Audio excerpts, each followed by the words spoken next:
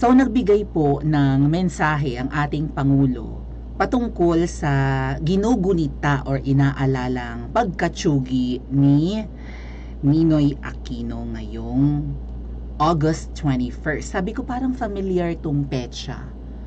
And alam nyo, hindi ko na alam siguro sa amin, sa mga, sa lugar namin, sa probinsya, tsaka sa mga maliliit na negosyo, parang may belief kami na meron talagang panahon na matumal, na ang lala ng pagkatumal. Ito nga po yung buwan ng Agosto.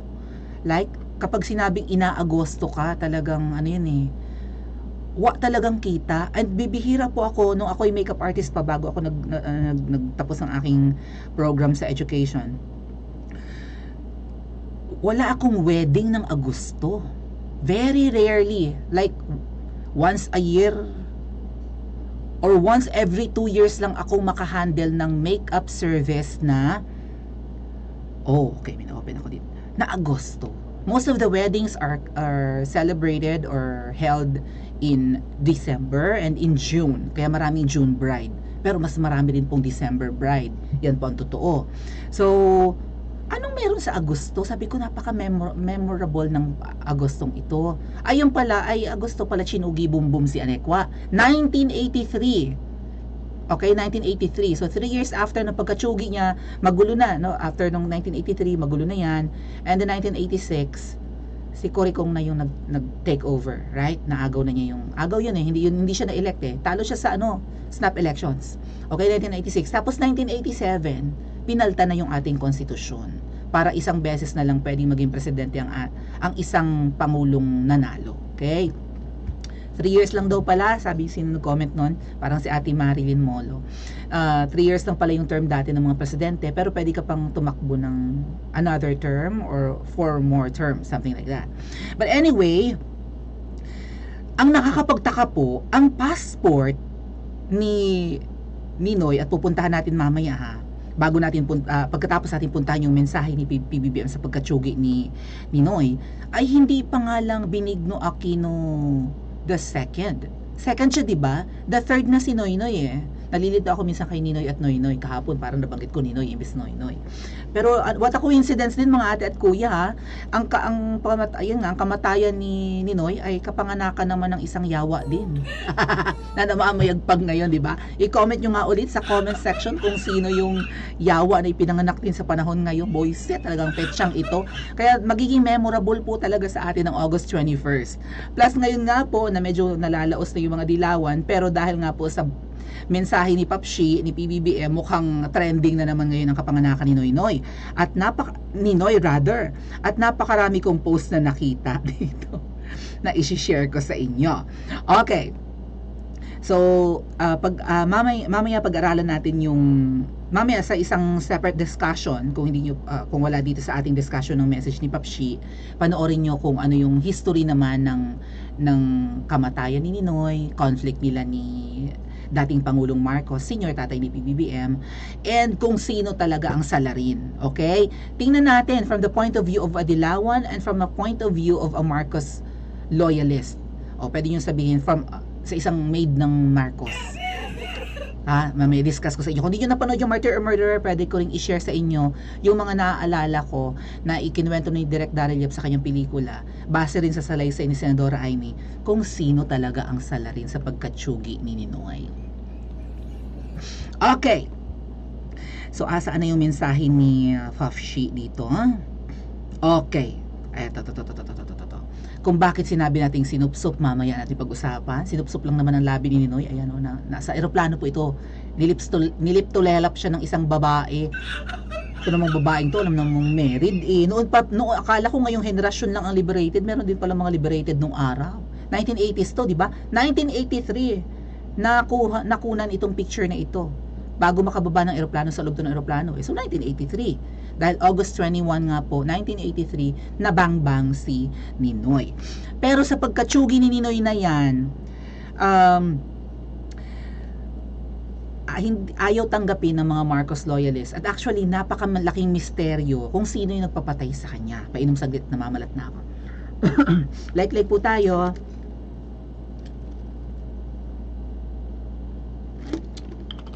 misteryo. Sino nagpapatay? Kasi ang sabi ng mga dilawan, ang nagpapatay si dating Pangulong Marcos. Oy, bakit hindi kinulong? Right? O pwede na rin sabihin natin kakontsaba si dating First Lady Imelda Marcos. Mag-asawa sila eh. Baka mamaya conspiracy nila yun eh. To make chugi-chugi ni Noy. Dahil ginugulo ni Ninoy ang kanilang pagsasama ever since, according sa kwento ng Martyr or Murderer at sa pagkakaalam din po ng mga historians, na love triangle yan si Ninoy, si Madam Imelda at si dating Pangulong Marcos. So dahil nga hindi nagkatuluyan si Ninoy at saka si Madam Imelda, mula nang naging mag-boyfriend-girlfriend si Madam Imelda at si dating Pangulong Marcos, ginugulo na ni Ninoy hanggang sa maging Pangulo na rin si Apo Lakay. So parang merong insecurities, may inggit, may selos, pagsamasamahan niyo yung lahat na naramdaman si Ninoy. O ba't hindi pumapalag dito si Cristeta?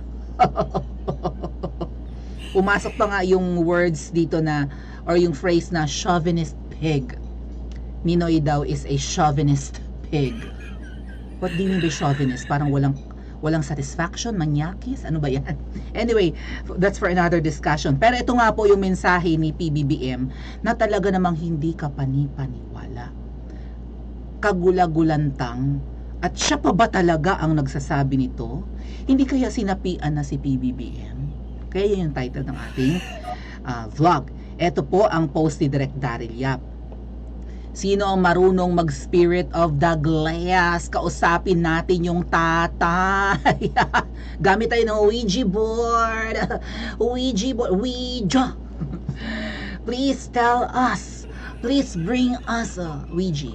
Please bring us the soul or the spirit of late Ferdinand Marcos and let us speak with him. Keme. Talk to us, Keme. What's going on with your son right now? Is he really your son? Or is he son of somebody else? Or whose soul is inside the body of your son? Something like that. So ito po yung mensahe ni Papshi sa commemoration or paggugunita ng pagkategi bumbong ni Ninoy. I stand united with all the Filipinos worldwide. Lahat daw ng mga Pinoy sa buong mundo in commemorating the Ninoy. Diyos ko po! Parang wala. Ilang percentage na lang kaya ngayon ang Pinklawan? Sa registered voters po kasi, nagkaroon yata tayo ng 60 million registered voters. Ang boto ni Lugaw, mga 15 million lang. So parang 25% lang yun ng 60 million voters. So I would say na lamang na ngayon ang Pilipino na hindi dilawan. Kung may dilawan man or at least pink, 25% na lang sila. Right? Yung nakuha ni Papshi na boto, halos 50% ng registered voters. 60 to 70 million kasi yung registered voters. Voters yon, hindi kasama dun yung hindi botante. Pero kung kukunin natin doon, base sa suporta ng Dilawan or Pink kay Lenny or kay Lugaw, ay nasa 25% na lang. Sabi mo dyan na ano? Lahat ng Pilipino naggugunita ng araw ni Ninoy. Wala pa nga sa kalahati ng Pinoy, tapos worldwide pa. But anyway, sino kaya nagsulat ng script niya, no?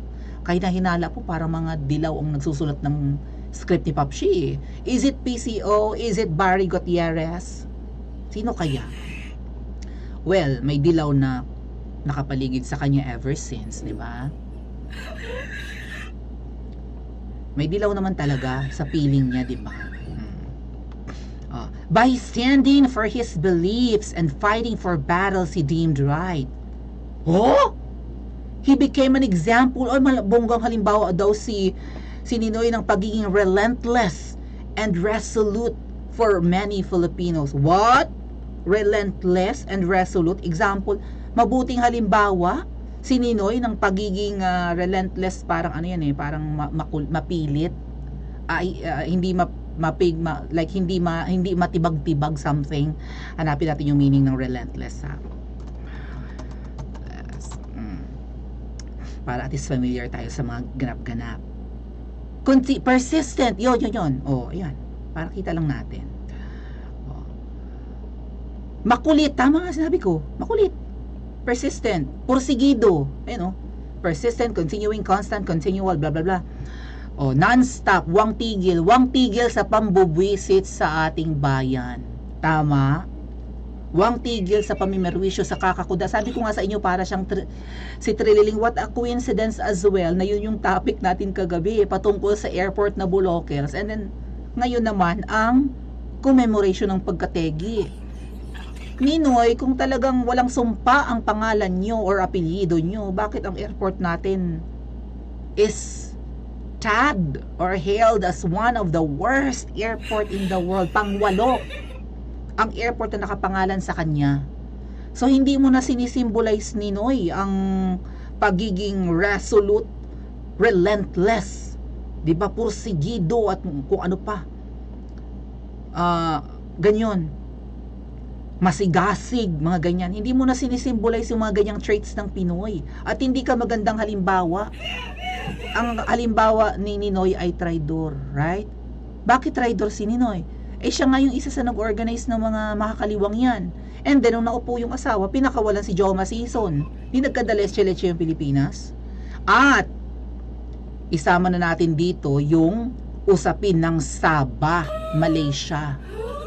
Okay? Doon siya, tinawag po kasi siyang ang kanyang pong passport kasi, kaya, sobra kasi yung pag-iingat niya, mamaya i-discuss ko rin kung bakit hindi Ninoy Aquino or Benigno Aquino II ang kanyang passport name, kundi Marshal Bonifacio. Tingnan nyo to, yan, as proof. Mamaya ang continuation ng discussion yan. Marshal Bonifacio. Anyway, continue ko na ngayon para wala na putol-putol. Marshal Bonifacio ang passport. Bakit yan ang passport niya? Kaya nga, Happy Marshal Bonifacio. Okay, hulaan nyo kung bakit Marshal Bonifacio ang pangalan ni Ninoy. Sige nga, hulaan nyo. I-comment nyo sa comment section bakit Marshal Bonifacio ang ginamit niyang pseudonym sa kanyang passport. Bigyan ko kayo ng clue. Ang Marshal na pangalan ay hango sa kaganapan nung panahon na yon. At ang Bonifacio ay isang lugar kung saan siya nakulong. May natutunan kayo, no? Kaya like and subscribe na, hoy. Diba? Okay. Comment nyo nga ano yung lugar at ito yung liptolelap na sinupsup talaga ang labi ni Marshal Bonifacio. Kaya sabi ng mga, ayun, kita rin naman. Kaya sabi ng mga at least loyalista na bukas din ng isip na yung iba ngayon ay hindi natutuwa kay Papshi. Ayan, Happy Marshal Bonifacio Day. Nagtago sa ganyang pangalan kasi takot nga po na mahuli, dumaan pa ng Taiwan bago Pilipinas. Gusto talaga niyang umuwi. Take note, pinagbawalan to ni Madam Imelda according sa kwento ng martyr or murderer. At yun din ang alam natin. Alam ng karamihan. Pinagbawalan siya ni Madam Imelda na huwag umuwi.